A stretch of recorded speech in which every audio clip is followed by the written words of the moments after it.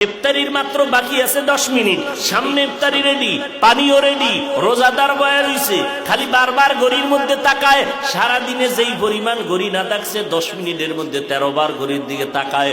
মুয়াজ্জিন মরলো, এখনো কেন আজান দেয় না, মাইকে কেন আওয়াজ দেয় না? ঠিক নেই, মাথা গরম, এখনো টাইম হয় নাই।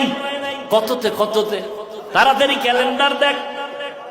আল্লাহ কয় ফেরেশতা তাকায় দেখ, মাত্র 10 মিনিট বাকি, পেটের মধ্যে প্রচন্ড ক্ষুধা, পানির পিপাসা, সামনেও খানা রেডি, পানিও রেডি, এরপরও কেন পান করে না, খায় না, ক্ষুধাও আছে। আল্লাহ কয় ফেরেশতারা জানুনি? কয় জানি না। আল্লাহ বলে, ও ফেরেশতা তাকায় দেখ, সবাই আমি আল্লাহকে ভয় করে, এবং তোরা সাক্ষী থাক, আমি আল্লাহ এদের জীবনের সব গুনাহগুলো মাফ করে দিলাম। আতিনা ফি দারে দুনিয়া না হাসান, আতিনা ফি দারে উকবা না হাসান, ইয়া গিয়াসাল মুস্তাগীসিন হদিনা লফতিখারা বিল উলুমে ওয়াল গিনা। হর গড়ি দে নেকো তু তৈয়ার হ্যায়, जो न मांगे उससे तू बेजार है। তাকওয়া অর্জন করো রোজার মাধ্যমে। এরপরে আল্লাহ কয় জবানটারে হেফাজত করো। কেমনে জবানটারে হেফাজত করব? আল্লাহর ভয় অন্তরে ঢুকাইয়া কথা বলার আগে আল্লাহকে ভয় করো। কথা বললে আমার আল্লাহ খুশি হবে না বেজার হবে, এই চিন্তা করিয়া যখন চলবা তখন কিছুটা কন্ট্রোল হবে। আর একটা কাজ হলো জিহ্বার দ্বারা কিছু কিছু মৌলিক গুনার কথা বন্ধ করো, কিছু মৌলিক নেক আমল চালু করো। তাহলে একটা পাত্রের মধ্যে কিছু থাকলে অন্যটা রাখা যাবে না, খালি পাত্রের মধ্যে অন্য কিছু ঢুকতে পারে। জিহ্বাটারে যদি নেক আমল দ্বারা চালু রাখো, গুনাহ সহসয় হবে না। জিহ্বাটারে নেক আমল দিয়া চালু রাখো, গুনাহ কম হবে। 1 নম্বরে শপথ করো, রমাজান আসতেছে, এখন থেকেই তৈরি হয়ে যাব।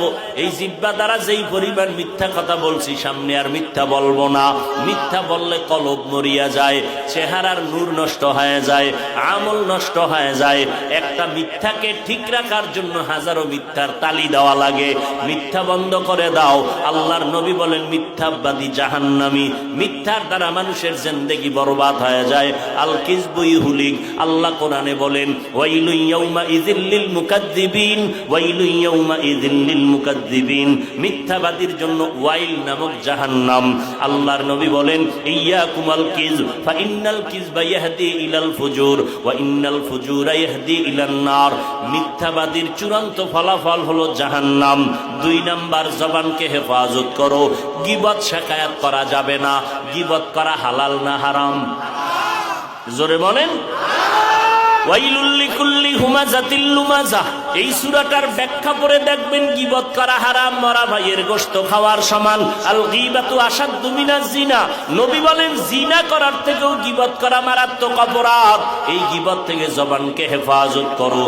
তবে এই সূরার ব্যাখ্যা পড়লে দেখবেন 4 কারণে গীবত করা ওয়াজিব, না করলে গুনাহ হবে। এর মধ্যে একটা কারণ, ইসলামের ব্যানার লাগাইয়া যারা উম্মতের ঈমানের উপরে আঘাত করে, আহলে হক ওলামাদের উপরে দায়িত্ব ওই ভণ্ডদের নাম ঠিকানা শুদ্ধা উম্মতের বইলা বইলা সজাগ করা, সতর্ক করা, যে ওই ভণ্ডের কাছে যাইবা না, ওই দরবারে যাইবা না, ওই মাওলানার কাছে যাইবা না। এইভাবে আহলে হকরা বললে এটা সওয়াব হবে, এই গীবত করলে এটা সওয়াব, এই গীবত না করলে গুনাহ হবে। ওয়াইলুল লিকুল্লি হুমাযাতিল লুমাযা। এই সূরার ব্যাখ্যা পড়লেই পেয়ে যাবেন গীবত করা হারাম, হারাম, হারাম। 4 কারণে গীবত করা ওয়াজিব, না করলে গুনাহ হবে। এর মধ্যে একটা কারণ বললাম। অতএব আমরা ইসলামের ব্যানারওয়ালাদের বিষয়ে যা বলি, এটা গীবত হলেও আমাদের সওয়াব হবে।